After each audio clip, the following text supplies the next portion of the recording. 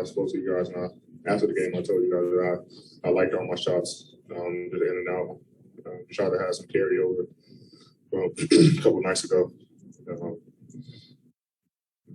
They went in tonight, trying to keep that rhythm, get back to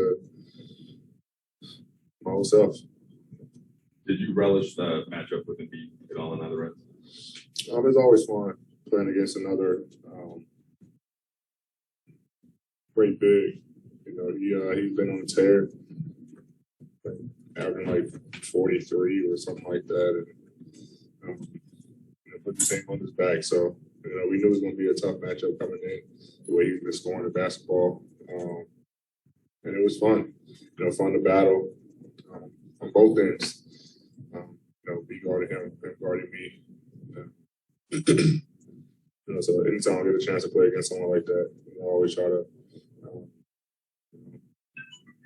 have fun with those matchups, and unfortunately, we just couldn't get the win.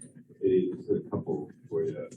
Staying on that same subject, do you think when you first came to the Lakers, you would have relished that as much, or you would have been like, oh, I got JaVale, I got White, and maybe that won't be my exclusive matchup? Do you think you've changed how you look at? No, I think it's just our lineups now. I mean, JaVale was starting every game, so and then Dwight was coming to get him.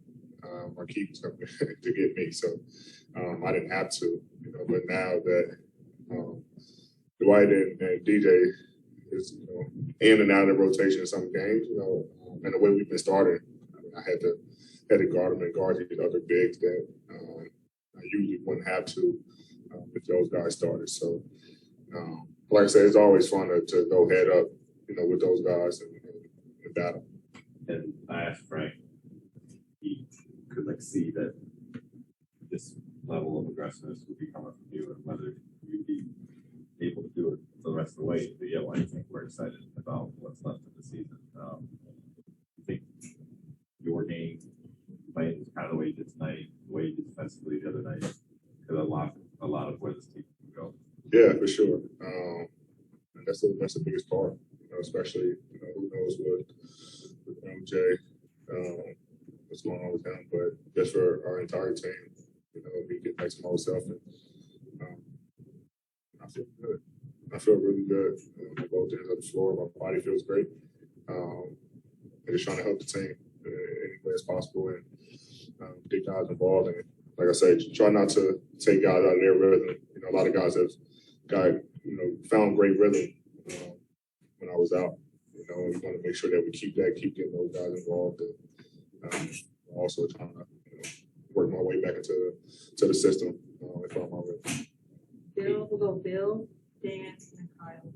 Maybe when Freddie called that last time out and some of you guys out of the game at the end of the fourth, you stayed on the floor basically that entire timeout, like took the free throw, took the tape off. You seemed very focused on something. There were maybe some frustration. I'm just curious what you were thinking and feeling in that moment. My wrist was bothering me towards the end, so I was just trying to shoot the ball. So, to be honest, just follow through and stuff and see how if I can shoot. To be honest, obviously frustration a little bit, just little things defensively that we were doing. I think they had a stretch in the first where they went on like a 9-0 run toward the end, and then going into the second. In the third quarter, we turned the ball over. Thibault is great with his hands, and that's what he's known for in this league. He steals and deflections, and he got a lot of those tonight. So it's just those little things that we hurt ourselves with. That's more frustrating on both ends of the floor. So that we can correct those things. All those things are correctable. We're able to do that, then we can put some more wins again. Dan. Eddie, how is your wrist? What happened? Did you need an X-ray or anything like that? On a play, on the back cut, as a Bastion Taylor dunked it, and Joe tried to block it. Body contact, go to the ground, tried to catch myself, landed on my wrist. A little sore. So nothing wrong with it, no fracture, not just a lot of soft tissue, this soreness and stiffness. That's what I was trying to do at the coach was taking me out, trying to just get my shooting motion. Did you get an X-ray? Were they able to do it here? Yeah. Okay. Yeah, I think it's good. And then, I mean, kind of along those lines, it's like, you know, we're in Brooklyn and you're sitting next to LeBron after the game. There's like really good vibes. Like everybody plays. And then here we are 36 hours later. LeBron's got a sore knee. You need to shoot free throws to loosen up your wrist in the middle of the fourth quarter. How has that type of stuff affected this team mentally through the course of this year? And I guess, you know, what's your reaction when you find out that, you know, it was only going to be one game and, you know, what it would be again? Yeah. I think no one knew. I found out when I literally got to the arena. I was changing to go on the court for pre-shooting, and Coach told me that no, Ron's not playing. So, I mean, it's kind of been a thing all year, though. And shit, even going back to last year, like, you know, with me and him flopping, you know, and out of lineup. So, nothing that we're not used to. You know, he missed a game earlier this year, so we're not used to it. But obviously, you know, he's a big part of what we're trying to do. What we were doing, you know, he was playing out of his mind. Like I said, I don't know his status, you know, for tomorrow or whatever, but we got to be able to win ball games and hold it down to his back. The last two, Kyle and follow up.